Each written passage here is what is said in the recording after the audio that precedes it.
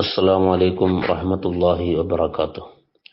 الحمد لله وكفى والسلام على عباده الذين اصطفى وعلى آله وأصحابه أهل الصدق والوفاء. أما بعد، قال رسول الله صلى الله عليه وسلم: من استفتح أول نهاره بخير وختمه بخير قال الله عز وجل لملائكته: لا تكتبوا عليه ما بين ذلك من الذنوب. رواه الطبراني.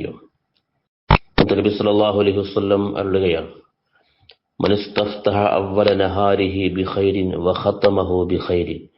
ഒരാൾ തന്റെ പകലിന്റെ തുടക്കം ഒരു നല്ല കാര്യം കൊണ്ട് തുടങ്ങിയാൽ ആ പകലിനെ ഒരു നല്ല കാര്യം കൊണ്ട്, സൽക്കർമ്മം കൊണ്ട് അവസാനിപ്പിക്കുകയും ചെയ്താൽ ഖാല അല്ലാഹു അസ്സ വജല്ല ലിമലായികതിഹി, അല്ലാഹു മലക്കുകളോട് പറയും: ലാ തക്തുബു അലൈഹി മാ ബൈന ദാലിക മിനദ്ദുനൂബി.